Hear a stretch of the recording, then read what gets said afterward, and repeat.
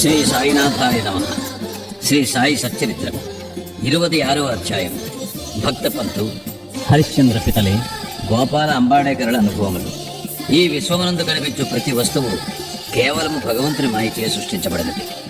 ఈ వస్తువులు నిజముగా ఉండి ఉండలేదు.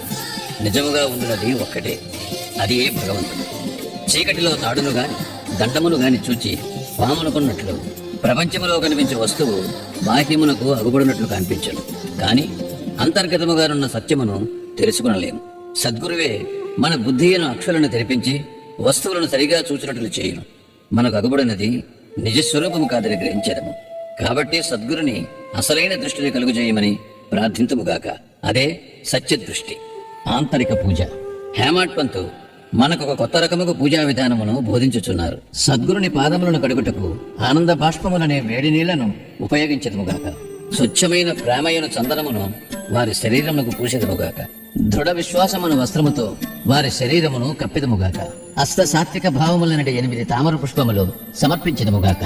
ఏకాగ్ర చిత్తమును ఫలమును సమర్పించదముగాక.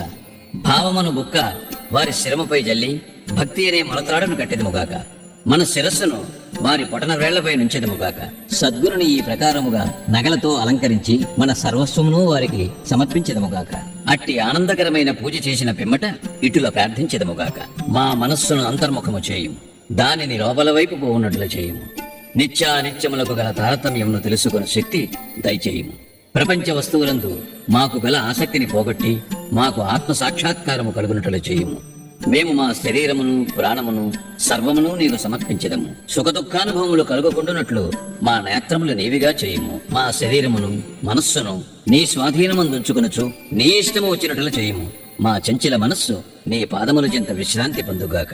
ఇక ఈ అధ్యాయములోని కథల వైపు మరలదుము. భక్త పంతు. ఒకనాడు పంతు అను భక్తుడు మరొక సద్గురుని శిష్యుడు అదృష్టవశమున షిరిడీకి వచ్చెను. అతనికి షిరిడీకి పోవు ఇచ్చ లేకుండెను. కాని తానొకటి తలిచిన దైవం ఇంకొకటి తలుచునందరు. అతడు బీబీ అండ్ సిఐ రైల్వేలో పోవుచుండెను. అందులో అనేకులు స్నేహితులు బంధువులు కలిసిరి.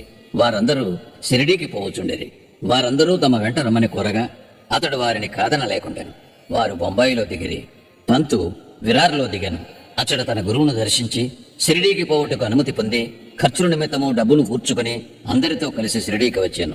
అందరూ ఉదయమే షిరిడీ చేరి 11 గంటలకు మసీదుకు పోయిరి. బాబా పూజ కొరకు చేరిన భక్తుల గుంపును చూచి అందరూ సంతసించిరి. కాని పంతుకు మూర్ఛ వచ్చి హఠాత్తుగా క్రింద పడెను. వారందరూ భయపడిరి. అతనికి చైతన్యము కలిగించుటకు ప్రయత్నించిరి. అతని ముఖముపై నీళ్లు చల్లగా బాబా కటాక్షము చే తెలివి వచ్చాను. నిద్ర నుంచి లేచిన వాని వలె లేచి కూర్చుండెను. సర్వజ్ఞుడకు బాబా అతడు ఇంకొక గురువు తాలూకు శిష్యుడని గ్రహించి నిర్భయముగా నుండుమని ధైర్యము చెప్పుచు తన గురువునందే భక్తి నిలిచినట్లా ఈ క్రింది విధముగా పలికెను. ఏమైనను కానిండు పట్టు విడువరాదు. నీ గురుని ఎందే ఆశ్రయము నిలుపుము. ఎల్లప్పుడూ నిలకడగా ఉండుము. ఎప్పుడు వారి ధ్యానమునందే మునిగియుండుము. పంతు ఈ మాటల యొక్క ప్రాముఖ్యమును గ్రహించాను. ఈ విధముగా తన సద్గురుని జ్ఞప్తికి తెచ్చుకునేను. అతడు తన జీవితంలో బాబా చేసిన ఈ మేలును మరువలేదు. హరిశ్చంద్ర పితలే. బొంబాయిలో హరిశ్చంద్ర పితలే అను అతడుండెను. అతనికి మూర్ఛ రోగముతో బాధపడుతున్న కొడుకు ఒకడగలడు. ఇంగ్లీషు మందులను ఆయుర్వేదపు మందులను కూడా వాడాను. కానీ జబ్బు కుదరలేదు. కావున యోగుల పాదములపై పడుటనే సాధన యొక్కటే మిగిలిన. 15వ అధ్యాయమందు చక్కని కీర్తనలచే దాసగను బాబా కీర్తిని బొంబాయి ప్రెసిడెన్సీలో వెల్లడి చేసినని తెలుసుకుంటేమి. 1910లో పితలే అట్టి కథలు కొన్నిటిని వినెను. వాని నుండి ఇతరులు చెప్పిన దాని నుండి బాబా తన దృష్టి చేతను స్పర్శ చేతను బాగుగానట్టి జబ్బులను బాగు చేయనని గ్రహించెను. సాయిబాబాను చూచుటకు మనస్సులో కోరిక పుట్టెను. సర్వవిధములా సన్నాహమై బహుమానములను వెంట తీసుకుని పండ్ల బుట్టలను పట్టుకుని భార్యాబిడ్డలతో షిరిడీకి వచ్చాను. అతడు మసీదుకు పోయెను. బాబాకు సాష్టాంగ నమస్కారము చేసెను. తన రోగి కొడుకును బాబా పాదములపై వైచెను.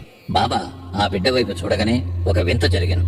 పిల్లవాడు వెంటనే కండ్లు కిర్రన తిప్పి చైతన్యము తప్పి నేలపై పడెను. అతని నోట చొంగ కారెను. అతని శరీరమున చెమట పట్టెను. అతడు చచ్చిన వాని వలె పడెను. దీనిని చూచి తల్లిదండ్రులు మిక్కిలి భయపడిరి. అటువంటి మూర్ఛలు వచ్చిచుండెను గాని ఈ మూర్ఛ చాలా సేపటి వరకు ఉండెను. తల్లి కంటినీరు వరదలుగా కారుచుండెను. ఆమె ఏడ్చుటకు మొదలెడెను. ఆమె స్థితి దొంగల నుండి తప్పించుకునవలెనని ఒక గృహంలోనికి పరిగెత్తగా అది తన నెత్తిపై పడినట్లు, పులికి భయపడి పారిపోయి కషాయవాని చేతిలో పడిన ఆవు వలె ఎండచే బాధపడి చెట్టునేడుకు పోగా అది బాటసారిపై పడినట్లు, లేదా భక్తుడు దేవాలయమునకు పోగా అది వానిపై కూలినట్లు ఉండెను. ఆమె ఇటు లేచుచుండగా బాబా ఆమెనుటిలో ఓదార్చెను. ఇటు లేడవలదు, కొంతసేపు ఆగుము, ఓపికతో ఉండుము. కుర్రవారిని బసకు తీసుకుని పొమ్ము, అరగంటలో వానికి చైతన్యము వచ్చును. బాబా చెప్పిన ప్రకారము వారు నెరవేర్చరే. బాబా మాటలు యథార్థములయ్యాను. ద్వాడాలోనికి తీసుకుని పోగానే కుర్రవానికి చైతన్యము వచ్చెను. పితలే కుటుంబమంతయు సంతోషించిరి. వారి సంశయములనేయు తీరను. పితలే బాబా దర్శనమునకై భార్యతో మసీదుకు వచ్చాను. వారు బాబా పాదములకు వినయముగా సాష్టాంగ నమస్కారము చేసి వారి పాదములను నొత్తుచూ కూర్చుండేరి. మనస్సులో బాబా చేసిన ఉపకారమునకు నమస్కరించుచుండేరి. బాబా చిరునవ్వుతో ఇట్లనేరి, నీ ఆలోచనలు, సంశయములు, భయోత్పాతములు ఇప్పుడు చల్లబడినవా? ఎవరికైతే నమ్మకము, ఓపిక కలదో వారిని తప్పక భగవంతుడు రక్షించను. పితలే ధనికుడు, మర్యాద గలవాడు. అతడందరికీ అపరిమితముగా మిఠాయి పంచిపెట్టాను. బాబాకు చక్కని పండ్లను, తాంబూలము ఇచ్చెను. పితలే భార్య సాత్వికురాలు. ఆమె నిరాడంబరత ప్రేమ భక్తులతో నిండియుండెను. ఆమె స్తంభమునకు దగ్గరగా కూర్చుని బాబా వైపు దృష్టి నిగర్చి కళ్ళ నుండి ఆనంద బాష్పములు రాల్చుచుండెను. ఆమె స్నేహ ప్రేమ భావములను కని బాబా మిక్కిలి సంతృష్టి చెందాను.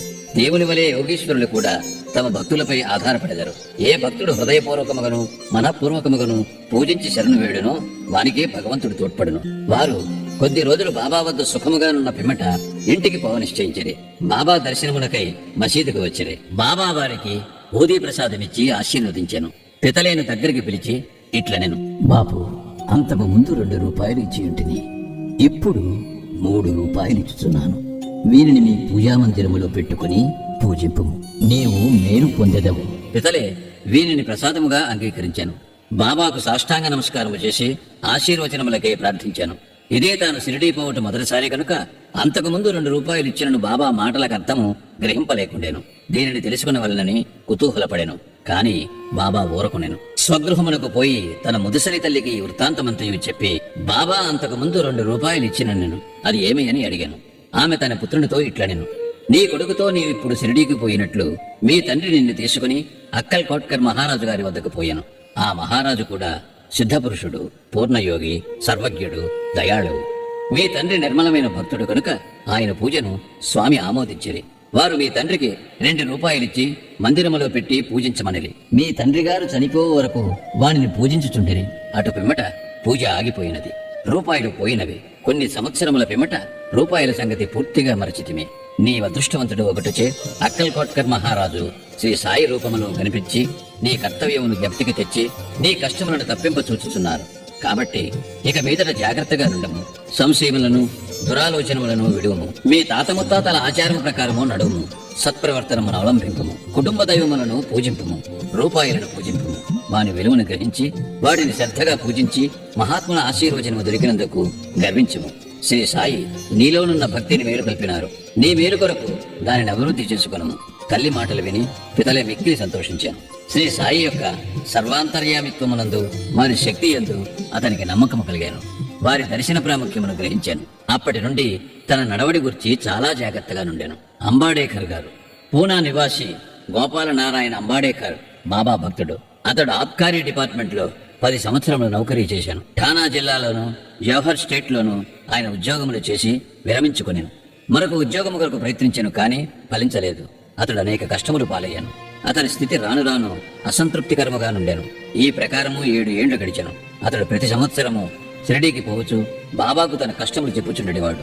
1916లో అతని స్థితి చాలా హీనముగా నుండటచే షిరిడీలో ప్రాణత్యాగం చేయ నిశ్చయించుకున్నాను. అతడు భార్యతో షిరిడీకి వచ్చి 2 మాసములుండాను.